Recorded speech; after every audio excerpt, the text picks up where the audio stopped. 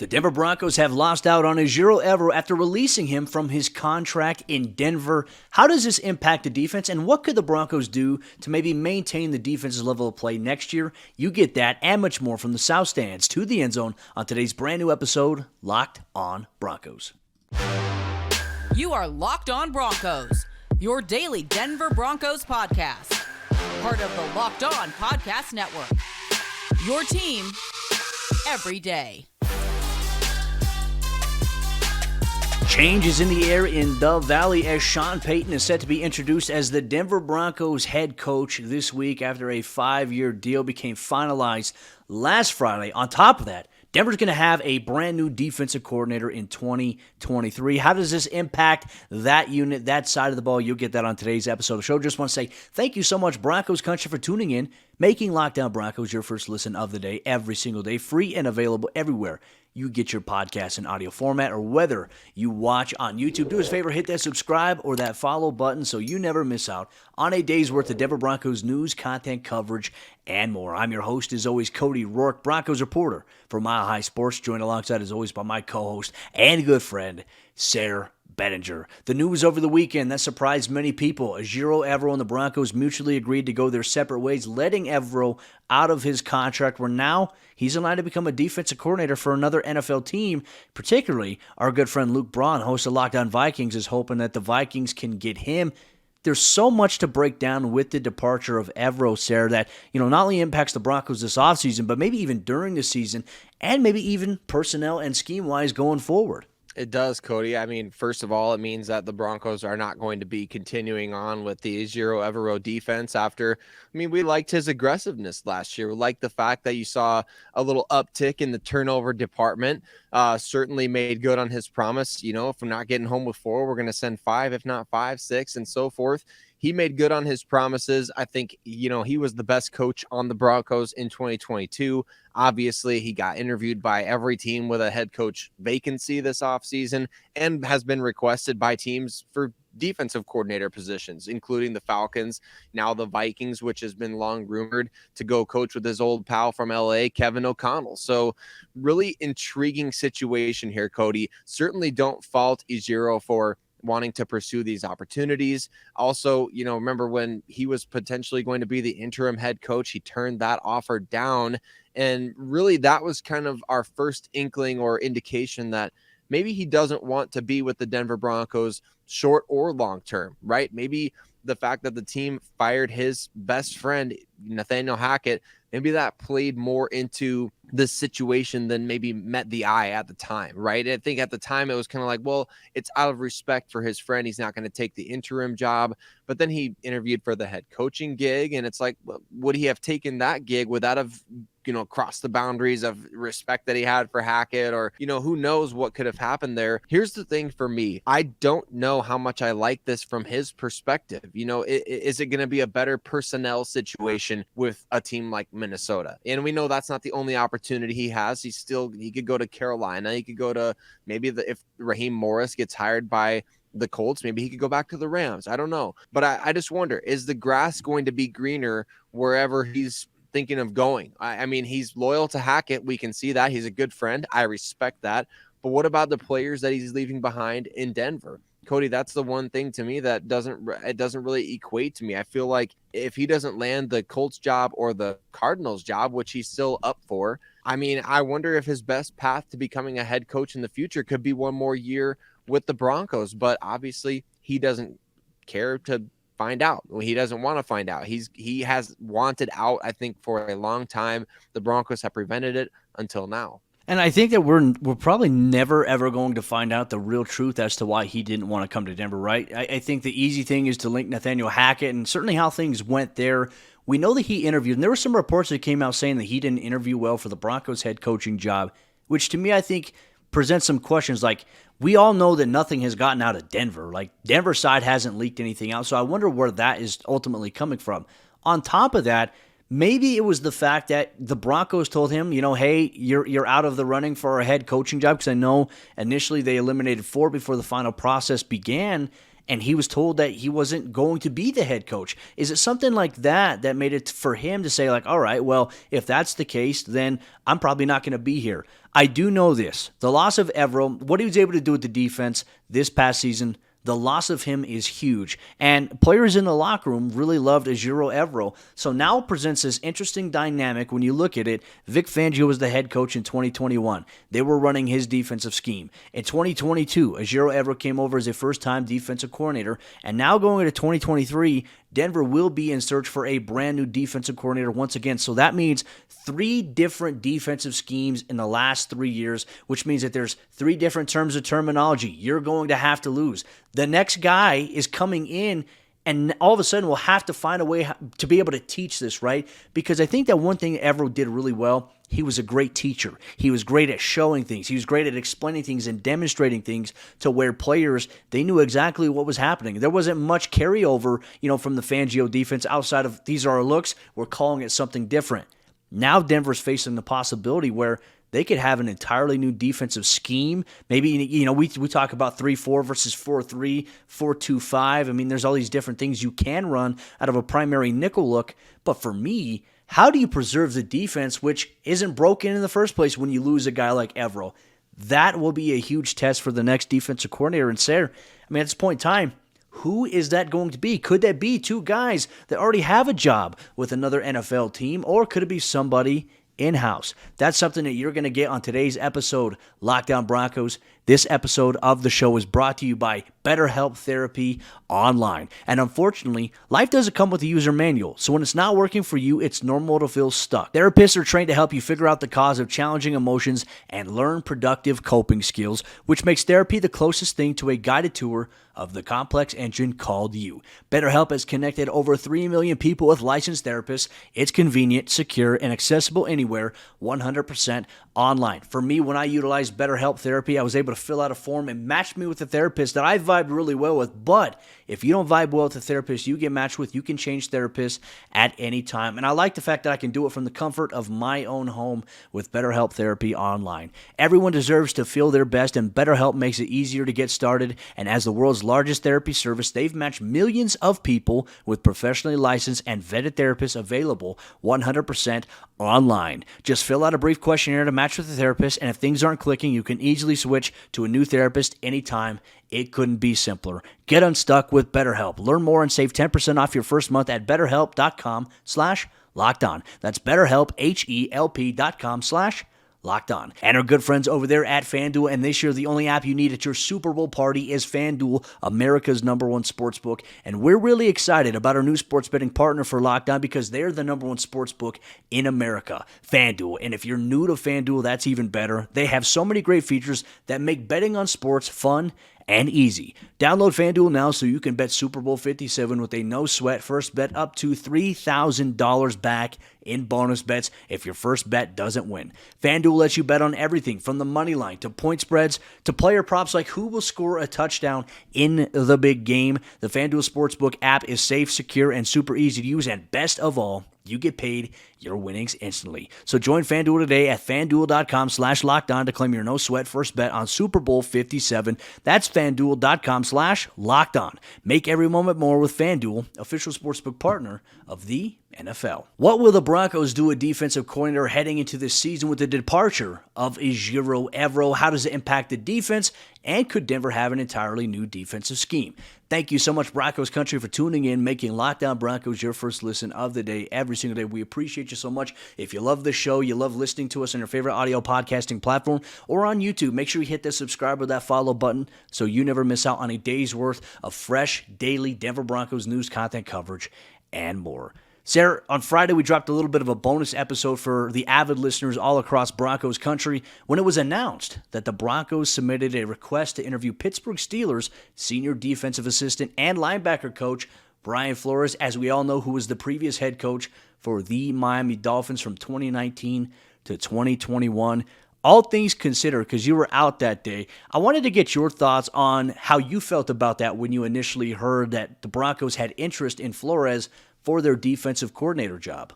Well, I think like many in Broncos country, Cody, I was pretty shocked by it. Remember the whole interview process that he had when he was interviewing to become the potential head coach of the Denver Broncos back in 2019.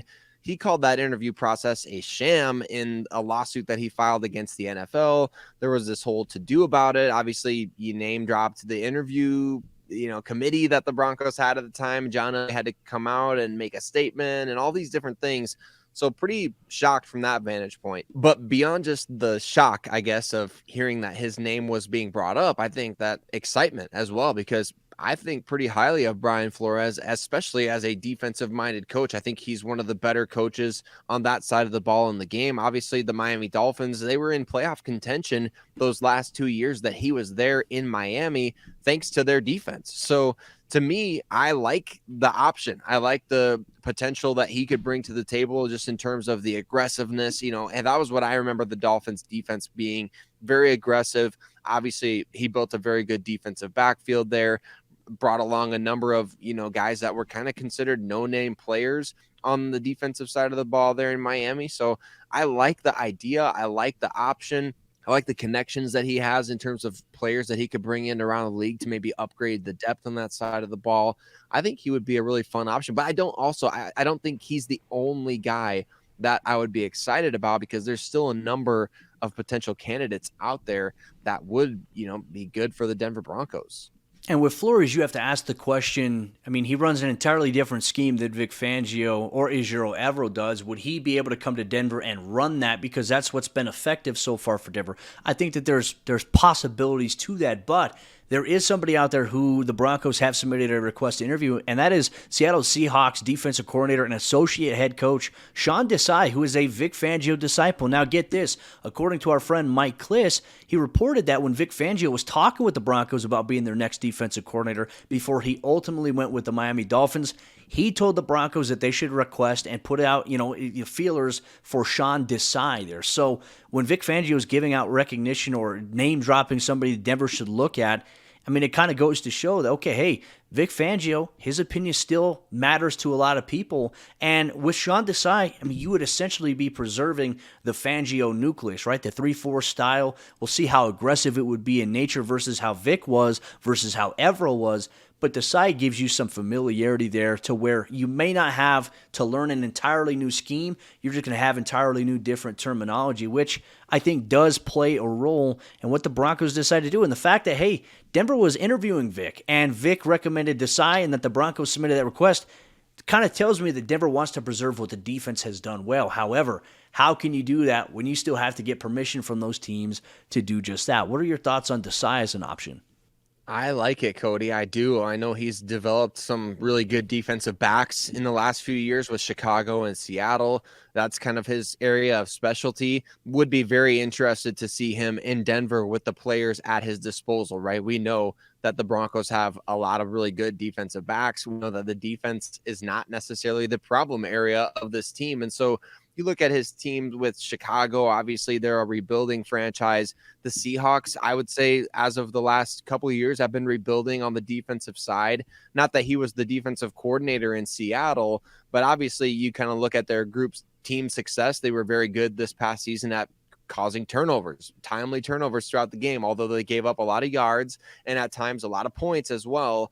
They were, pretty good at creating timely turnovers late in games. So I'd be interested to see what he could do with our personnel, right? I think you get unfairly judged a lot of times depending on your situation and circumstance. But we know for the past few years, Sean Desai has been getting really talked up as one of the rising coach candidates, potential head coach in the future. One of those types of guys that's been getting talked about since he, was kind of Vic Fangio's protege once upon a time. So he's somebody that I would look to with excitement, honestly. And I think that he's one of those candidates out there. You preserve the scheme or, get another version of it. Like you said, different terminology, but I think you're bringing in a sharp defensive mind if he comes in, especially somebody that can work with your best unit, those defensive backs there in Denver, which is his specialty. Well, granted, we all know the Broncos defense doesn't need to be fixed, right? And obviously there's some positions you need some more depth at. You need some other guys to step up, but if you change the defensive scheme entirely, some of the guys that you may have may not be like a scheme-based fit, right? If you change it, I think with how the NFL is played now, with offenses, going more empty, more 3-by-1, I think that the 3-4 style of defense where you can go heavy nickel, you can go dime package, gives you the best flexibility to contend with some of the rules that have placated towards what NFL offenses thrive off of and what they get away with. To me, I think that you still have to preserve the 3-4 scheme, in my opinion. And if you change that, I wonder what that would mean, because, if you do a 4-3, that means that Randy Gregory, Baron Browning are going to be guys who more than likely will have their hand in the dirt as defensive ends. That changes maybe Draymond. Maybe that changes Mike Purcell's optics of staying versus the 3-4. Certain positions play either the 1 tech, the 3 tech on the defensive line, and then you have your stand-up guys on the outside. To me, it changes everything. And if you go 4-3, that means you have another linebacker on the field alongside your 2 inside guys, which we're hoping Josie Jewell, Alex Singleton will both be in the mix for the Broncos next season.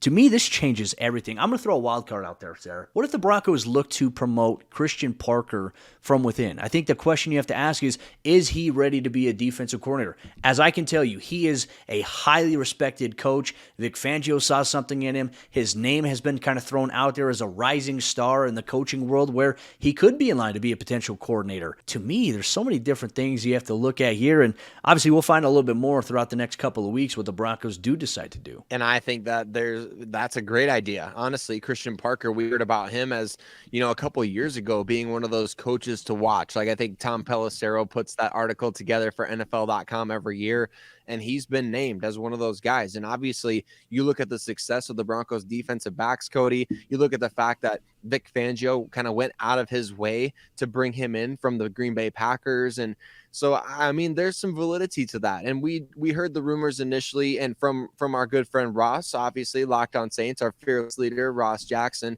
he told us that maybe Sean Payton doesn't want to have a first-time play caller. As we heard the rumors from Adam Schefter about a month and a half, 2 months ago, he's putting together an all-star staff, right? So a first-time defensive play caller may not necessarily fit that criteria, but at the same time, maybe Christian Parker is the best guy for the job. He knows the personnel. He might be ready for that promotion. I would not be opposed to that at all. Or maybe he could become the pass game coordinator if he's not yet viewed ready to be a defensive coordinator, right? You have someone who comes in and runs the front, from the defensive line, the linebacker standpoint, and then, a guy like Christian Parker is entirely responsible for everything on the back end. He's well loved by players, and I can tell you he's a fantastic teacher. I'm a former DB coach, and I love watching how he teaches and works with these guys, and they get a lot out of him as well. So Broncos country, let us know your thoughts down below. What should the Broncos do with defensive coordinator with the departure of Ejiro Evero? Make sure you comment on YouTube if you're watching, like it as well for the algorithm. But on today's episode, Lockdown Broncos, Denver is set to introduce Sean Payton to the media and to Broncos country for the first time on Monday. What are some of the things we're hoping to learn from Payton in his introductory press conference? You'll get that on today's episode of the show. This episode is brought to you by our friends at BlueNile.com, and Valentine's Day is coming up, which means that romance is in the air more than usual. And I don't need to tell all you lovebirds out there that you've probably had your date plans on the calendar for weeks, but have you found the perfect Valentine's Day gift yet? Whether you're celebrating this day of romance or whether you're ready to pop the question, you can find jewelry as unique as she is with the modern convenience of online shopping at BlueNile.com. At BlueNile.com, you can find the perfect piece of jewelry for life's special moments or even create the custom engagement ring of her dreams. Their simple online tools let you choose the diamond shape, size, and clarity, as well as the setting style, and Blue Nile's bench jewelers will then handcraft that perfect piece to your specifications. Blue Nile provides expert guidance, in-depth educational materials, and unique online tools that place you in control, so you can forget the usual hassles of the jewelry shopping process and focus on the romance. Blue Nile's Diamond Price Guarantee allows you to compare a competitor's diamond against one of theirs, and Blue Nile can even meet or beat their price. And every order is insured and arrives quickly in discreet packaging that won't give away what's inside. Shipping is free, and so are returns. Right now, you can save up to 50% at BlueNile.com. That's BlueNile.com for up to 50% off BlueNile.com. Sean Payton is set to be introduced as the next Denver Broncos head coach on Monday at the UCHealth Training Center in Inglewood, Colorado. What are some of the things we're hoping to learn from Payton in his introductory presser? Thank you so much, Broncos Country, for tuning in and making Locked On Broncos your first listen of the day every single day. Just a reminder, you can get this podcast if you like listening to it on your favorite audio podcasting platforms, or whether you like watching us, you can get us on YouTube as well. We have you covered every single day all year long. Sayre, my friend, the Broncos will officially introduce Sean Payton on Monday in Dove Valley. His deal is official. It is a 5-year deal that'll keep him in Denver through 2027. And I think our hope, and I think Broncos Country's hope, is that in this time between now and then, maybe there's another contract extension thrown in there and hopefully a lot of appearances in the postseason. But what are some of the things you're hoping to learn from Sean Payton in his introductory press conference here on Monday? Well, I'm really looking forward to hearing maybe some of the vision that he cast with the ownership group during his interview. I want to hear what are his thoughts on Russell Wilson. We know we've heard through the channels, through the back channels, he's excited to work with Russell Wilson, and we've heard all those rumors, but I think a lot of people are going to be wondering, what's his vision for Russell? We heard the clip from, months ago during the season when he was on with Colin Cowherd, like, what would you do to fix Russ? We heard that, getting the greatest hits, putting those lyrics in the playbook. I'd be fascinated to hear some more of his vision for the team, for the offense specifically, because we know that's been the problem area for the Denver Broncos, right? That's been the area of the team that's really been holding the team back. The worst offense in the NFL this past season, inexcusable given the investments you've made on that side of the ball. So what's his vision for that side? What's his vision for some of the playmakers? What did he like when he was scouting the team for the interview?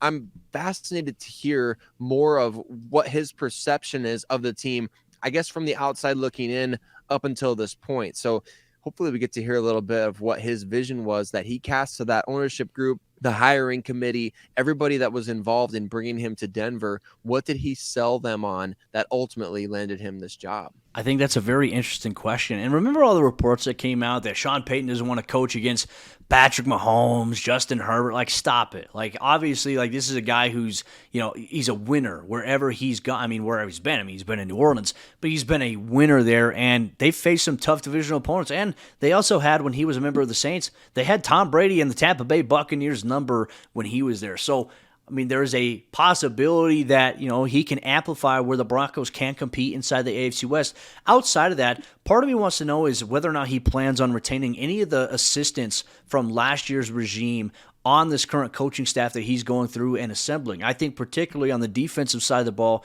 that's probably where there's a lot of value in maybe bringing some guys back. What does it mean for a guy like Justin Outen? I think that there's still an appeal there for him that maybe Denver wants to see a little bit more. Maybe he could be a guy that Sean Payton grows in trust. But I think more certainly, what is his plan with the offensive line? How do you plan to revamp that and build with how you want to build the offense? To me, I think that's a question I want to hear answered from a guy like Payton.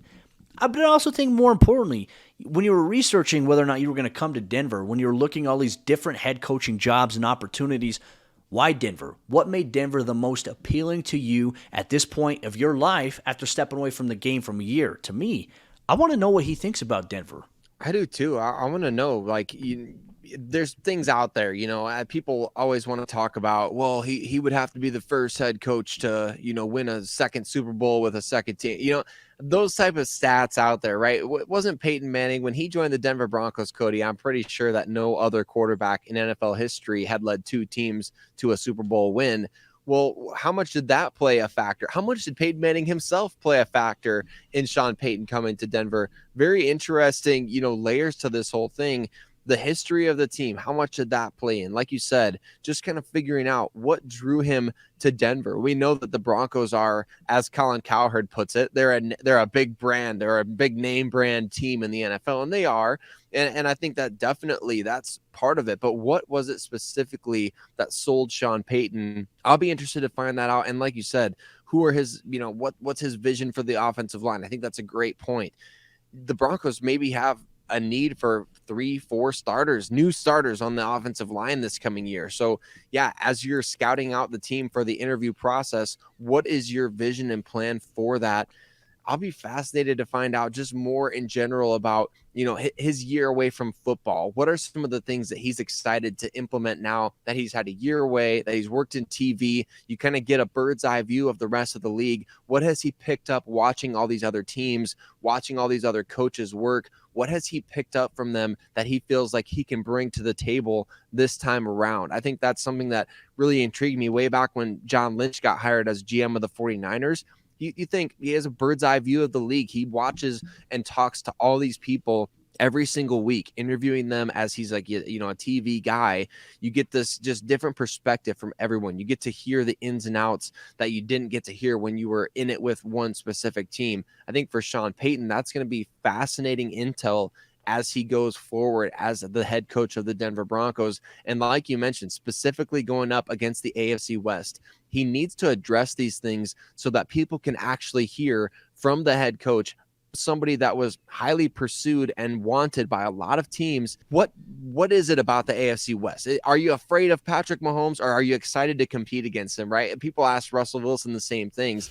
But just to hear it from Sean Payton's mouth, I think is going to be important for the fans so that we have something out there for him to be able to say, look, like, we get it. Patrick Mahomes is great, but you want to compete against the best. You want to go up against the best. You want that challenge. You want to be the team that can, beat Mahomes, that can beat Andy Reid and the Chiefs. I want to hear him talk about that specifically and give his insight into it so fans can stop thinking that nobody wants to come to the Broncos because they have to play against these guys. I mean, yeah, I think when you look at the writing on the wall throughout the last couple of years when Denver hired George Payton and when Russell Wilson came to Denver, I think that the narrative that nobody wants to play against Mahomes and Herbert and company, I think all that stuff is just overhyped narrative, right, that we often see because Denver, I mean, these guys have accepted that challenge, and I'm excited to see that as well. In Broncos country, if you could ask Sean Payton anything in his introductory press conference, what is it that you would ask him? Make sure you comment that on the YouTube video down below or tweet us on Twitter at Cody Roark NFL, at Sayre Bedinger, at Locked On Broncos. But that'll wrap up today's episode of the show. The Broncos will introduce Payton on Monday to the media. We'll have a recap here on Locked On Broncos as well. And then I'm on a plane to Phoenix for Super Bowl Radio Row. We're going to talk with former Bronco Emmanuel Sanders while we're there. So we'll be excited to share a little bit of tidbit and insight from what he has to say about his time in New Orleans with the Broncos' newest head coach, Sean Payton. We'll see you then.